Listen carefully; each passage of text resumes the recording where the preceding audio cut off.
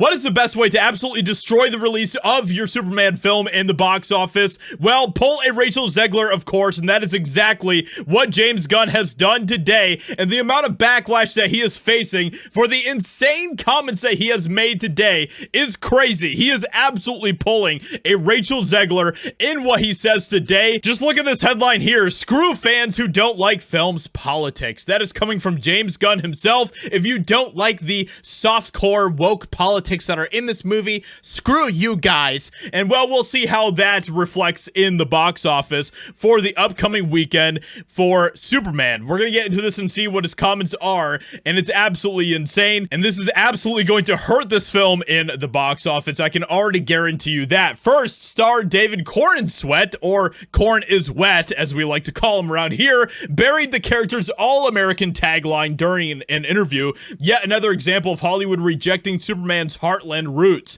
The star, speaking to CBS This Morning, reconfigured the iconic phrase truth, justice, and the American way while discussing the project by basically rephrasing it to he doesn't have to symbolize safety and security and truth and justice and all those good things. So, of course, you cannot say and the American way in this day and age in Hollywood, which is, of course, absolutely insane because that is exactly what Superman represents. Now, James Gunn has some insane comments about this. His comments come as polling shows American support Donald Trump's tough stance against illegal immigration. The smart move would be to avoid politics entirely during a film's press push. What could be easier?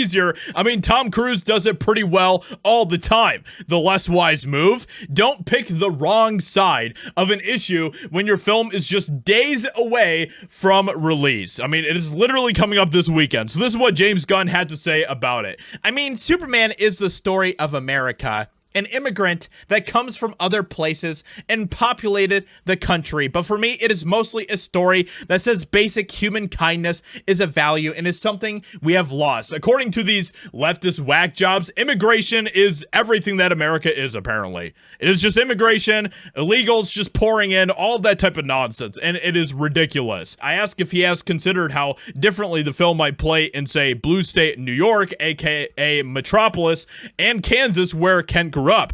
Yes, it plays differently, Gunn admits, but it's about human kindness, and obviously there will be jerks out there who are just not kind and will take it as offensive just because it is about kindness, but screw them.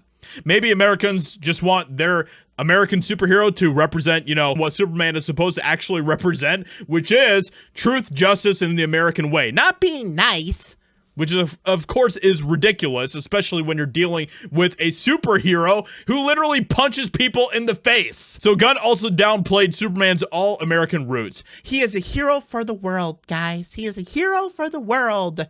Which of course is just globalist nonsense, but this is where we're at with Superman. I have really bad feelings about this film, and well, it only continues to get worse and worse, especially after the red flags that have just come out after all of this. So ask whether it was accurate to say that DCU Superman was more emotionally or physically vulnerable than we've seen, and if so, whether that change was intentional. Gunn explained, yes, it is, both to some degree, emotionally for sure, simply because we're invited into Superman's personal life. At the core of the story, it's about a person who thinks of himself in a certain way, finds out that isn't true, and has to recontextualize who he is in the face of that. And then physically, I mean, listen, he's fighting an equal and opposite force, so in some ways, it's no different than when Superman was fighting the bad guys in Superman 2 and Donner's film. But we do see him bleed, which is different. And I mean, basically every clip that we've seen so far from Superman, and there have been a lot all over Twitter that they continue to release for this film, I feel like you've basically watched the entire movie now at this point with all the 30-second clips that they've released for this movie.